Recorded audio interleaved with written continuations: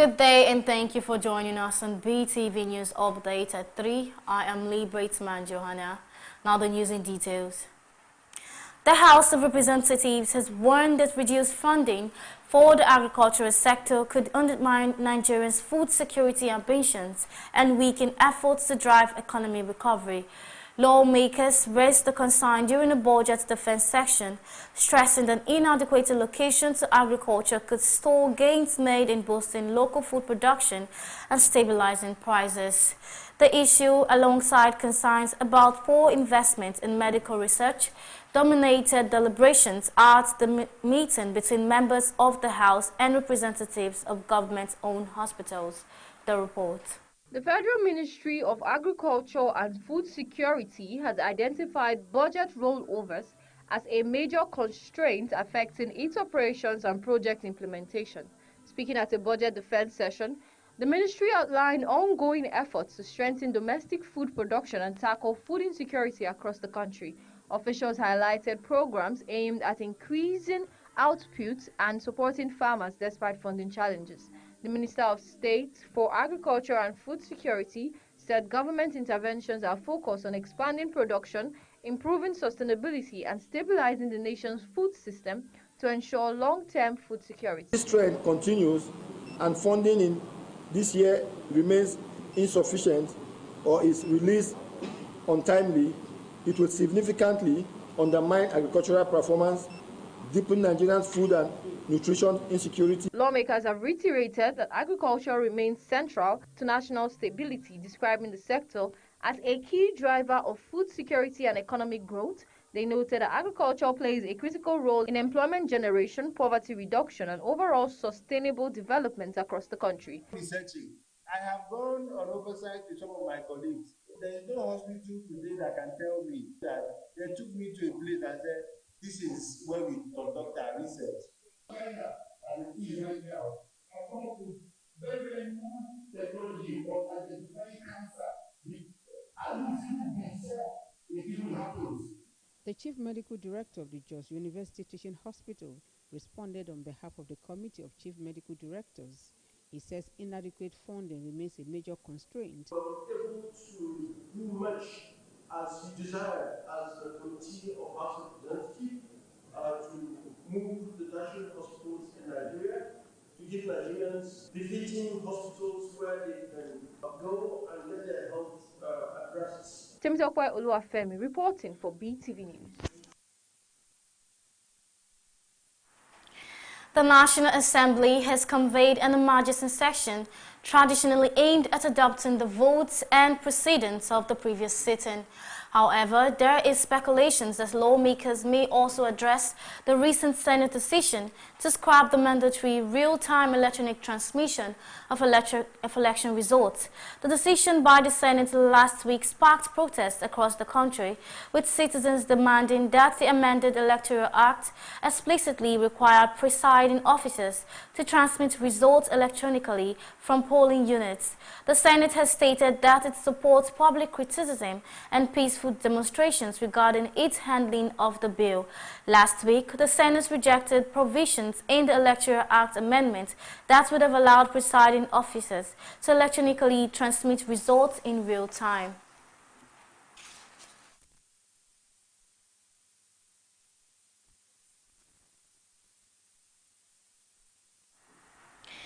The National Assembly has convened an emergency session traditionally aimed at adopting the votes and proceeding of the previous sitting.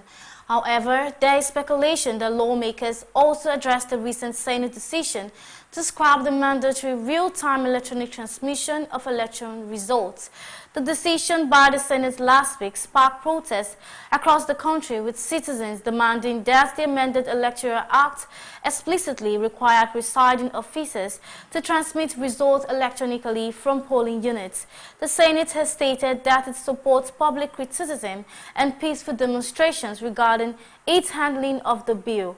Last week, the Senate rejected provisions in the Electoral Act amendment that would have allowed presiding officers to electronically transmit results in real time. Lawmakers are expected to address these concerns during the emergency section. if there seems to be a problem between the legislature and the governor, and as a father, he really has to intervene. I remember this is the second time Mr. President is intervening.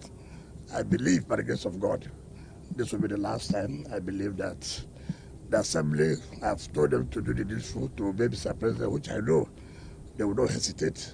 And I also believe that the governor will carry out his own part to make sure that this is the final time Rivers people will begin to hear this kind of discord.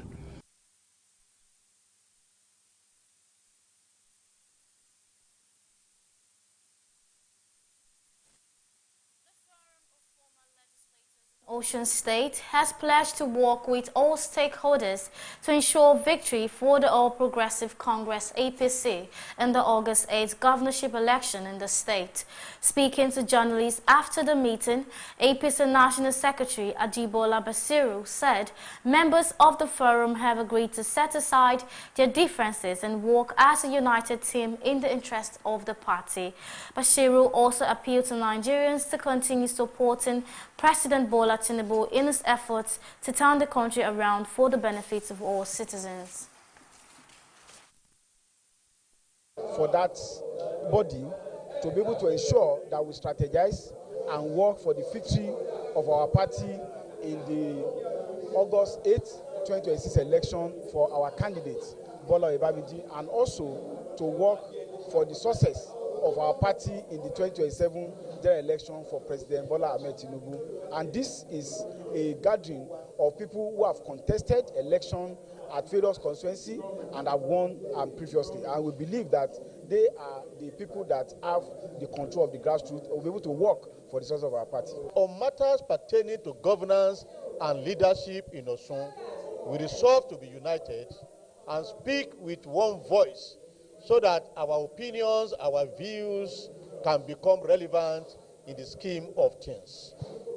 Secondly, we resolve among ourselves that we remain solid behind the candidate of our party, the All Progressives Congress. Reconcile the party, work.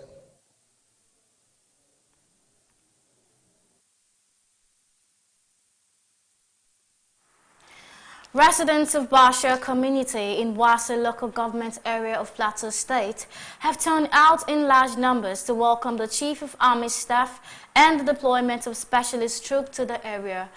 The local expressed optimism as the military presence will bring relief to the community, which has increasingly become prone to terrorist attack. For years, Wase local government area has been a flashpoint of violent attack in north-central Nigeria.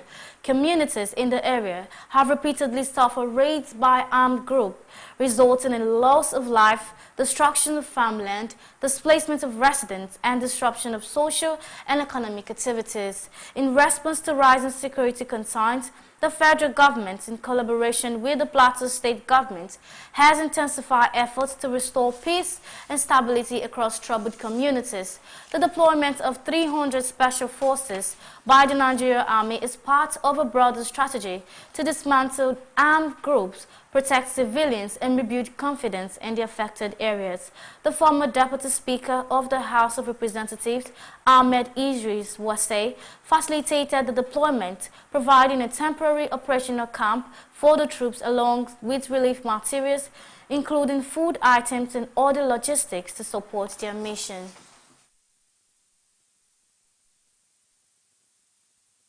The release of people from the community, we are ever ready.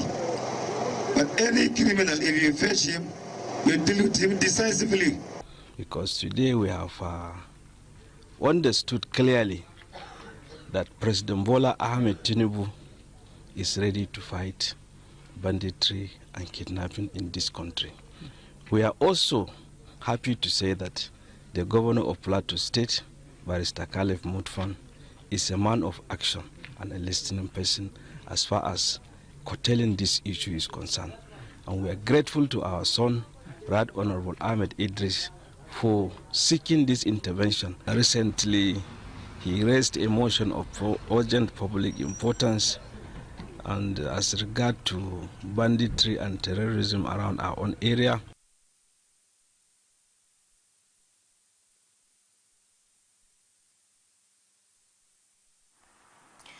Residents of Shagamu in Ogun State have praised the state governor for its programs and policies, which have facilitated development across the state, particularly in Shagamu local government area and the broader Remo land region. They made this known during the 50th anniversary celebration organized by the local government held at the Akaribo Palace in Shagamu. The report. The Shagamu Local Government Council commended Governor Dakwa Abiodun for his impact on the area's growth, which now hosts numerous factories and industries. The event was led by the chairman of the Local Government Council, Jubril Olasile Odunlate, alongside the Akaribo of paramount ruler of Rimo land, Obabatunde Adewale Ajayi, and other traditional rulers. Residents expressed their joy, saying they have every reason to celebrate. They also commended President Bola Tinubu and Governor Dakwa Abiodun for their efforts in turning the country and state around for the better. The state have moved from where it was. So we are actually celebrating now. It is merry time. You can see that when President Asiwaju came on board, he has increased the bar. He raised the bar above anything that we've not seen before. We have been seeing it. So the governor has been doing so well. A lot of infrastructural projects. You can see it across the state. Likewise, we, the local government chairman, even me, the local government chairman, we have constructed 5 good roads. Even one of them is 5-kilometer interlock. The government has done very, very well, in particular Shagamu local government. We've never had it so good, and I just hope that it will continue.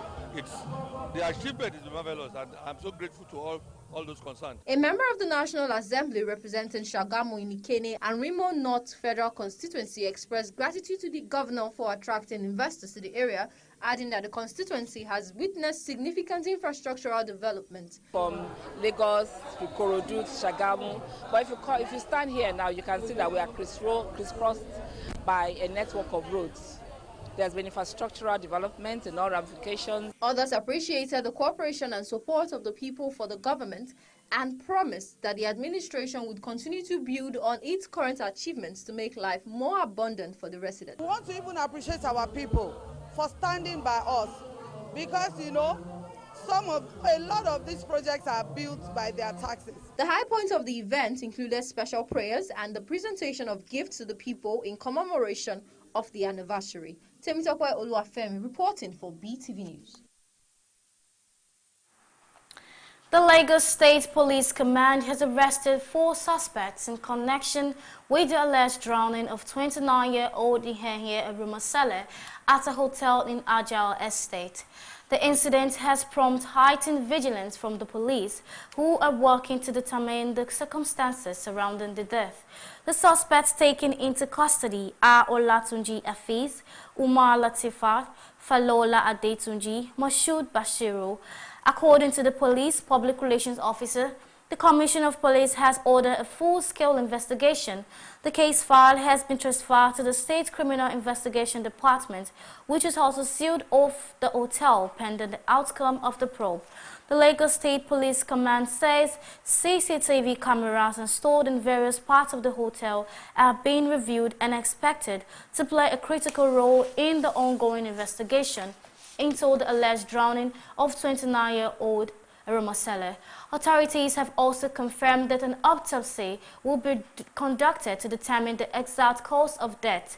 The police assured the public that further updates will be provided as investigations continue.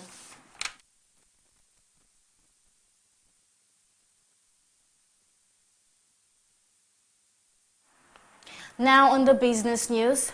The Central Bank of Nigeria has approved the participation of licensed bureau de change operators in the Nigeria foreign exchange markets, allowing each BDC to purchase up to $150,000 weekly, according to a circular issued by the Apex Bank on Tuesday. The report. The directive, dated February 10, 2026, was contained in a circular signed by the Director of Trade and Exchange Department, Dr. Musa Nakoji, and addressed to authorized dealer banks and the general public. This move is expected to narrow the gap between official and parallel market rates, which widened by over 90 naira for the first time in 3 years. In the circular, the Central Bank of Nigeria said the move was aimed at improving foreign exchange liquidity in the retail segment of the market and meeting the legitimate needs of end users. Enugu Air acquires new aircraft. Enugu Air, operated by XJet, has announced the arrival of its newest aircraft, an Embraer 195, as part of its commitment to providing safe, reliable, and efficient air travel. In a statement signed by XJet Chief Executive Officer Emmanuel Iza, the airline credited Enugu State Governor Peter Mba for his support and vision in advancing aviation development, strengthening regional connectivity, and driving economic growth. The airline said the acquisition marks further progress in its expansion plans, with additional service expected to be introduced in the coming weeks. Enugu Air is owned by the Enugu State Government and was launched in July 2025 to boost regional air connectivity, economic activity, and local aviation development. It operates from Akanu Ibiam International Airport in Enugu. At its launch on 7th July 2025, Enugu Air began commercial operations with 3 Embraer 170 aircraft, each seating about 76 passengers. The airline partnered with XJet, which currently holds the regulatory approvals to operate flights on its behalf while Enugu Air completes its air operation certificate process. Under this arrangement, XJet operates scheduled domestic flights from Enugu Air, and ticket bookings are processed through XJet platform. Dangote cuts fuel price, explores new Burundi investments. Dangote Petroleum Refinery has reduced its premium motor spirit petrol guarantee price by 25 naira per litre, lowering the ex-depot rate from 799 naira to 774 naira per litre. The new price takes immediate effect. The adjustment was communicated to marketers on Tuesday and is seen by industry analysts as a strategic move amid evolving market conditions in 2026. In a notice to marketers, the refinery confirmed the price change and announced the end of its PMS lifting bonus. It stated that the bonus ended at 12 a.m. on 10th February 2026, with credit for qualifying volumes loaded between 2 and 10th February to be reflected in marketers' account statements. Analysts say the combination of the price reduction and the closure of the bonus window signals a shift from volume-based incentive to a more stable pricing structure as the refinery strengthens its position in the domestic market. The move comes amid continued volatility in petrol pricing following the full deregulation of Nigeria's downstream sector and the removal of fuel subsidies in 2025. Temitope Oluwafemi reporting for Beetv News. And on the global scene, hundreds of demonstrators gathered outside Parliament House in Canberra, Australia, on Wednesday, February 11, 2026, to protest the official visit of Israeli President Isaac Herzog. The large crowd assembled on the lawns in front of the National Legislature, carrying the signs with messages such as "Stop Arming Israel," "Justice for Palestine," and "Call to arrest Herzog." The report. Many protesters expressed strong opposition to Israel's military actions in Gaza and accused Herzog of complicity in alleged violations of international law. The protest came amid a wider wave of demonstrations across the country over Herzog's 4-day state visit, which began earlier this week.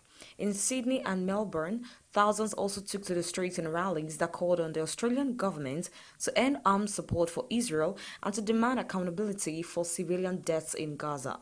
Australian politics participated or showed public support for the right to protest. Independent Senator David Pocock was among those at the Canberra rally, stressing Australians' right to assemble and criticizing what he described as government misstep in inviting Herzog at a time of heightened domestic tensions. The visit by President Herzog triggered political debates in Canberra and around Australia.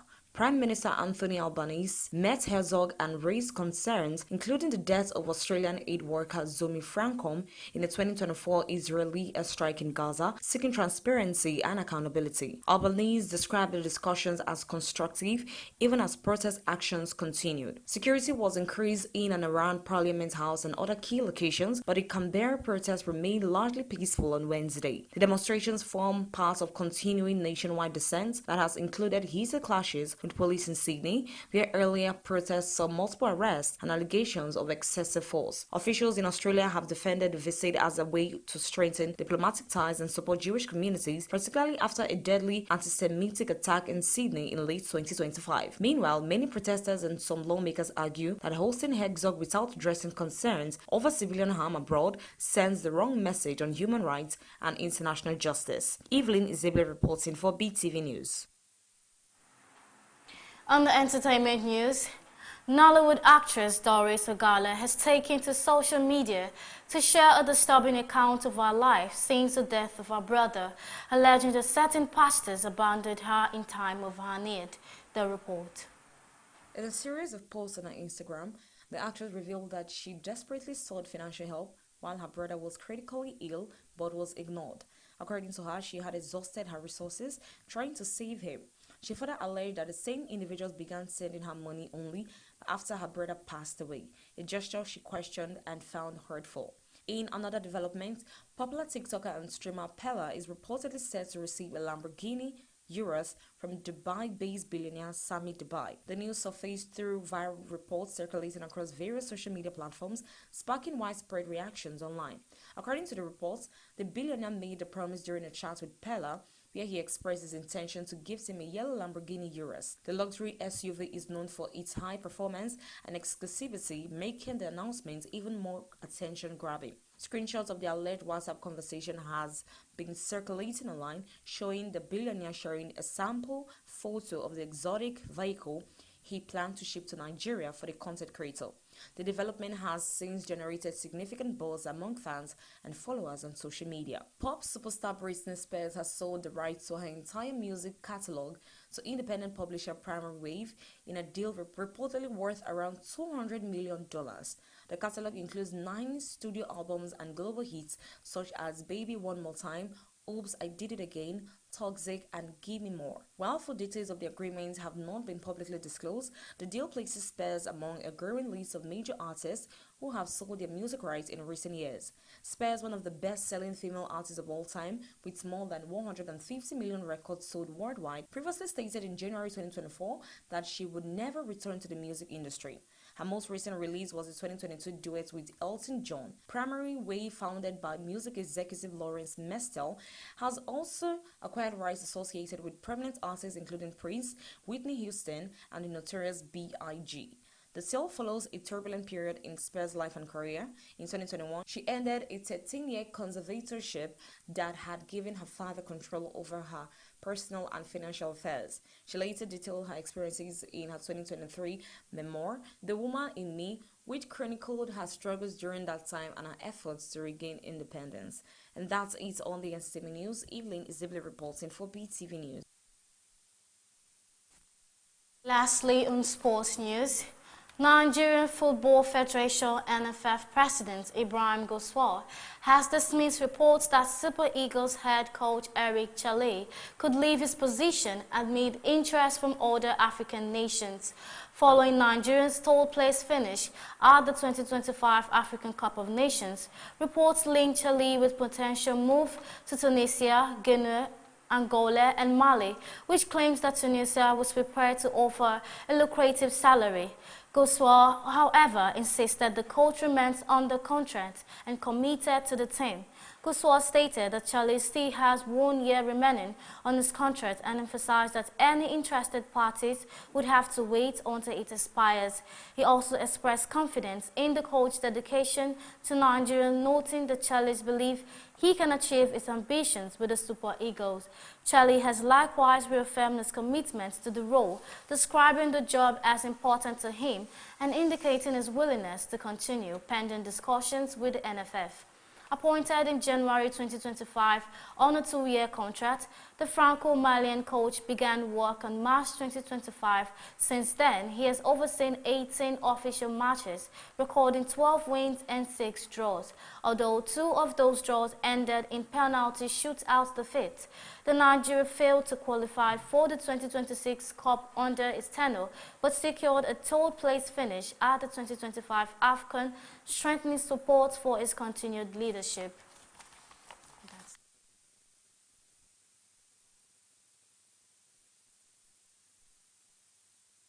And that's it in our news update. Thank you for joining us. To stay tuned with us for more updates in our major news at 6.